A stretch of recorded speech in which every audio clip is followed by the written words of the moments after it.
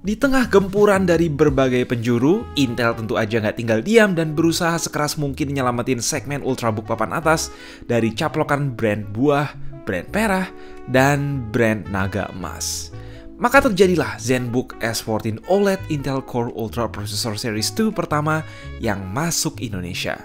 Jadi, sebagus apa laptop Lunar Lake ini?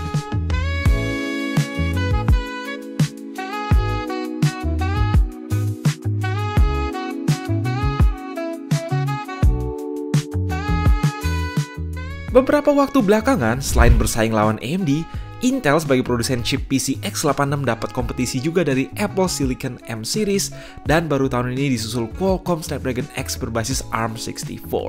Sure, masing-masing punya plus minus, seperti dukungan aplikasi native tetap lebih jauh komplit pada sistem-sistem berbasis x86, namun platform ARM64 memungkinkan efisiensi daya dan performance per watt yang awalnya mustahil dikejar sistem x86. So, dengan segenap usaha, muncullah chip Intel Lunar Lake atau Core Ultra seri 200 yang sangat fokus pada efisiensi daya sistem Ultrabook. Misal dengan cara mengintegrasikan on-package memory, menggunakan litografi 3 nanometer, menurunkan jumlah core dan hyperthreading, dan beberapa hal lain. Di waktu yang sama, mereka coba maksimalin performa GPU dan NPU integrated, serta memaksimalkan benefit user laptop tipis yang nanti sudah kita bahas dalam Asus ZenBook S14 OLED. Sekilas soal laptopnya dulu, desain ZenBook S Series keluaran 2024 ini keren banget. Bahkan kami bisa bilang paling keren sepanjang sejarah ZenBook.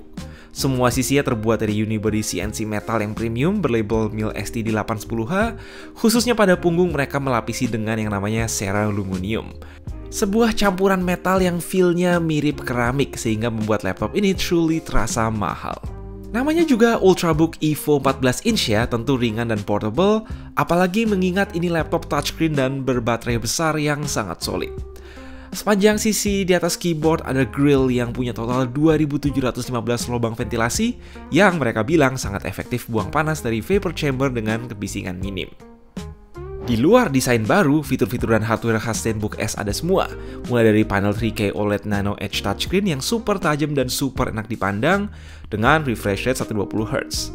Andai Asus ngasih opsi finish layar kaca yang agak matte, mungkin masih bisa lebih bagus dalam mengurangi reflektivitas.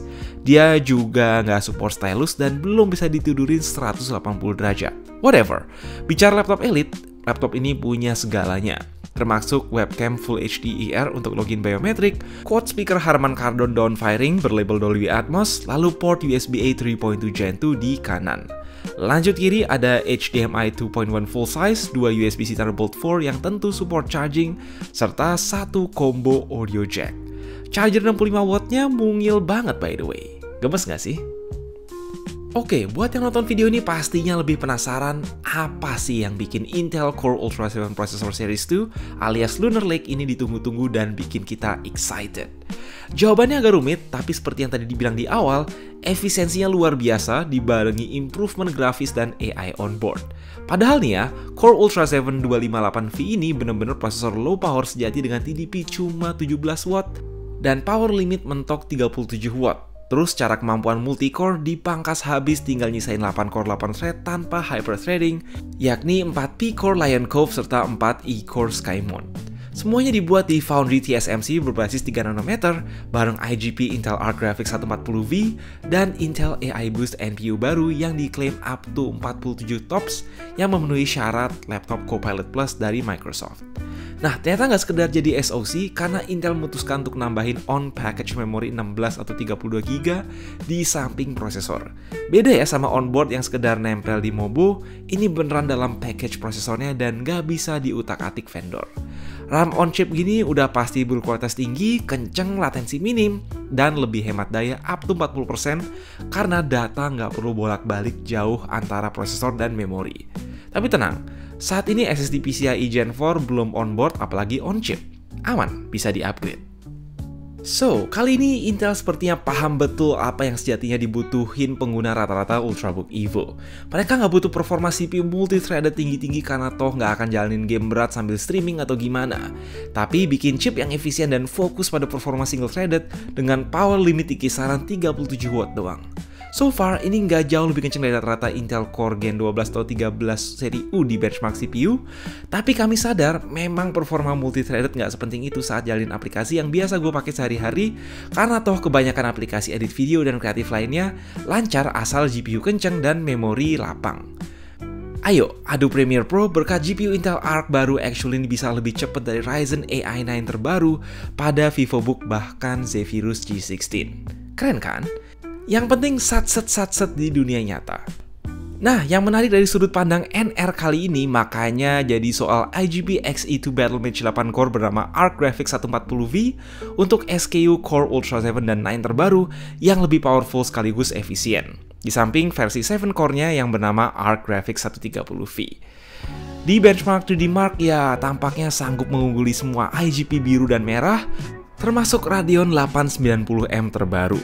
Semua game AAA yang kami lempar ke ZenBook S14 ini sanggup dijalanin dengan lancar di setting medium ke high, dibantu upscaling FSR atau XeSS tanpa nyolok.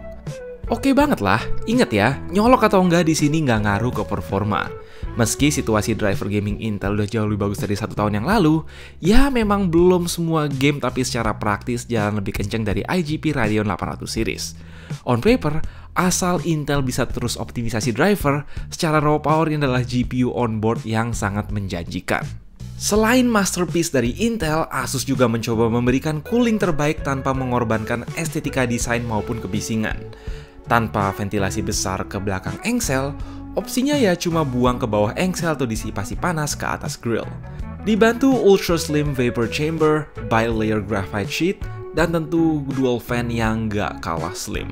Dengan settingan speed kipas maksimal pun ini senyap. Namun mohon dimaklumi permukaan keyboard bakal amat hangat ketika disuruh kerja keras. Sebagai Ultrabook Evo, again Lunar Lake ini tapi memang sangat ideal. Ketika nggak dipakai ngegame atau kerja berat ya nggak panas. Tapi lebih penting lagi adalah berkat mainboard yang jadinya bisa makin mungil. Otomatis space baterai 72Wh jadi ekstra besar dan mampu ngasih daya tahan baterai up to 15 jam playback video. 11-12 lah jika dibandingin MacBook Pro atau Yoga 7X Snapdragon yang sebelumnya udah kami cicipin juga. Bener-bener ini chip X86 tapi rasa ARM gitu. Oh ya, karena NPU baru yang powerful tadi, aplikasi-aplikasi Asus AI macam StoryCube, AI Sense Camera, AI Noise Cancellation, nggak lupa juga Copilot, Co-Creator, Live Captions, dan bawaan Windows lainnya dijamin jalan optimal buat ngelancarin produktivitas sehari-hari. Dilihat dari angle manapun, ZenBook S14 OLED UX 5406S adalah Ultrabook Premium yang ganteng gak ada obat. Diimbangi jeroan Intel Core Ultra 7 258V yang sangat cocok. Tinggal kita tunggu aja gimana nanti prosesor Intel Arrow Lake di laptop performa tinggi yang lebih gede. Dan juga laptop Lunar Lake yang bakal nyusul. Kali ini Intel berhasil lah bikin prosesor low power yang kompeten, efisien, dan tepat sasaran. Tapi, apakah worth it keluar 27 jutaan untuk nyicipin Lunar Lake?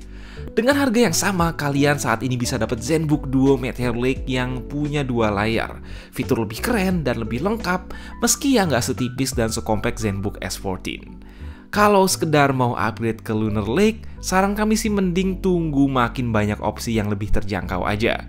Seperti lini ZenBook 14 Vanilla atau VivoBook 14. Gitu dulu aja dari kami, gue Mike, please like, share, dan subscribe, and as always, stay safe, stay healthy.